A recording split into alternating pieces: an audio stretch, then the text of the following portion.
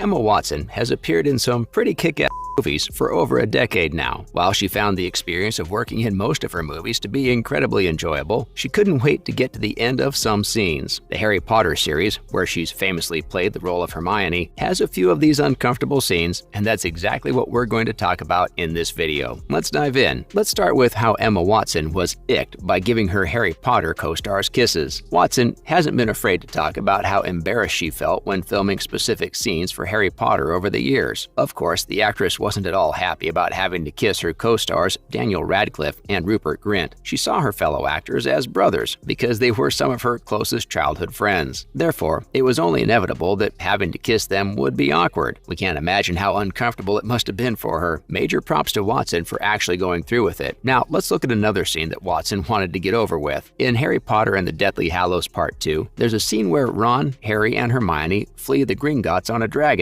They ultimately decide to make their landing in a lake before the dragon becomes aware of them. Though the scene was definitely breathtaking, the cold, damp weather was a major problem. In the midst of England's freezing winters, Grint, Radcliffe, and Watson had to make a huge splash directly into a cold, uninviting lake. Watson remembers the lake wasn't hot, and we couldn't wear anything below it because we had to change for the following scene. She was fortunate that she had some heat applied to her bottom half, but she thought it was a joke. It was freezing. Fellow actor Rupert even thought his heart might have stopped beating. Absolutely terrifying. Emma states that she hates feeling cold more than anything in the world. She recalled that she kept thinking, "I can't wait for this to be finished." Almost the entire Harry Potter and the Deathly Hallows Part 2 was spent being soaked in cold water. You gotta appreciate the sacrifices that actors make for our entertainment. Hats off to Emma Watson. Up next, here's how filming Harry Potter and the Deathly Hallows Part 2 was a real challenge for Watson. Watson acknowledges that the weather made it particularly difficult for her to shoot the last two movies. The actress remembers that because it was so frequently rainy and cold when filming the final Harry Potter movie, she cried for days on end. Watson admitted that she felt exhausted most days because of the weather and that she wanted to sleep all the time. Despite the difficulty of the film, Watson was able to cope with it and delivered an excellent performance. And the silver lining on this rainy cloud? Critics agree that the exhaustion of the actress lent itself to the storyline and made her performance more heartfelt, but we could see why she was so anxious to wrap up the action in the water. Moving on, let's look at how Watson spent days in tears and her confession about napping on set. Emma made a heart-wrenching confession in her interview with Collider. She stated, "More than anything, being cold and wet all the time just takes so much energy out of you. It's so draining, and trying to give a good performance when you are just miserable and want to go to sleep." Watson went on to say that Yates believed her tiredness served the purpose of the movie's plot. The Harry Potter alum stated she was pleading with him some days and he just said, "It just looks so much better that you guys look so much more vulnerable and that it's so much realer that you guys who are heroes, but at the same time you kind of just look like this." And Emma agrees. According to her, it looks fantastic on the big screen. The trio appear to be these worn-out, almost improbable heroes. So it functions. But she went on to say, "My goodness, there were times when I wanted to murder him." Strong words, but we totally get the sentiment. Due to the demanding nature of filming Harry Potter and the Deathly Hallows Part 2, Watson was frequently spotted attempting to get some much-needed rest in various locations on set. The Little Women actress admitted that she was so exhausted that she would nap everywhere. The on-set photographer even has images of her nodding off all over the place, but she says that they'll never be released. The photos show her curled up on chairs, the floor, or in the center of a set. Now, let's talk about another big problem Emma faced while filming. The director of the first and second films, Chris Columbus, as well as cast members Daniel Radcliffe, Rupert Grint, and Emma Watson all appeared in HBO's Harry Potter's 20th anniversary special. This is where Watson revealed the major challenge the cast and crew encountered during the filming of Harry Potter. Watson explains that the child actors had trouble focusing. During a take, Watson recalled, a significant problem was, in her words, our focus would waver and come and go. Fair enough, no one can blame them because the performers portraying Hermione Granger, Harry Potter, and Ron Weasley, respectively, were 10, 11, and 12 years old. According to Columbus, they'd speak a line and then smile at the camera, or they would simply be too thrilled to be in a Harry Potter movie to be able to concentrate for a complete scene. Now, on to other news. First off, how in early films, Harry Potter star Alan Rickman reportedly thought Emma Watson's diction was this side of Albania at times. A collection of journals that Alan Rickman left behind in 2016 were released on October 4th this year. In his book, Madly Deeply, The Alan Rickman Diaries, which was released by Canongate, Alan Rickman was critical of Emma Watson's early Harry Potter film roles. Due to his concerns with the ongoing labor and time commitment required for the series, Rickman made the comments around the same time that he wished to leave the franchise. Rickman is well known for portraying Professor Severus Snape at Hogwarts in all 8 movies based on J.K. Rowling's Harry Potter books. And although he appeared in the series among actors like Richard Harris, Michael Gambon, Maggie Smith, and Ralph Fiennes, he was upfront about his opinions of the younger cast's abilities early on. Rickman said the following about his younger co-stars: "These children require guidance. They don't know their lines, and Emma Watson's language occasionally sounds like it belongs in Albania." Next, J.K. Rowling challenges the transgender charity Mermaids to sue her after criticizing celebrities for continuing to support the group even after a trustee resigned over a pedophile scandal. Famous author J.K. Rowling has thrown a barely veiled jab at Harry Potter star Emma Watson after learning that a transgender organization she supports is affiliated with a group that encourages child molesters. The 57-year-old British author responded to a Times article that stated Dr. Jacob Breslow, a trustee for the UK-based children's transgender charity Mermaids, resigned on Monday after it was discovered he had previously attended a conference for B4U ACT. According to the B4U ACT website, these individuals should have the right to live in truth and dignity, and there should be understanding regarding those in our communities with an attraction to children or adolescents. The 1995 Mermaids organization, which is backed by Prince Harry and Meghan Markle, as well as 32-year-old Watson, said it had been made aware of Dr. Breslow's prior participation in a conference that is utterly at odds with our principles. Several Harry Potter actors, including Watson, responded to Rowling's contentious remark by writing on Twitter, "Trans people are who they say they are and deserve to live their lives without being continuously questioned or told they aren't who they say they are." In a second tweet, the English actress, who landed her first movie part in the popular Harry Potter series at the age of 11, further committed her financial support to Mermaids and urged her followers to follow suit. Lastly, what Harry Potter actress Emma Watson says on her baby photos. It's very weird. Conversations about Emma Watson's infant photos have come up from time to time. The actor recently made waves when HBO misidentified a baby photo of her as belonging to another well-known actor. The streaming service unintentionally inserted a shot of Emma Roberts, thinking it was Watson, when putting together a montage for the Harry Potter 20th Anniversary Return to Hogwarts reunion special. In the Harry Potter reunion special, HBO included infant images of Emma Roberts, according to Emma Watson. Watson, for her part, appears to be unfazed by the blunder. She reposted Roberts' baby photo on her Instagram page. The pancake-eating aquamarine actor is wearing Minnie Mouse ears in the image in question. Watson captioned the image, "I wasn't this cute," at Emma Roberts,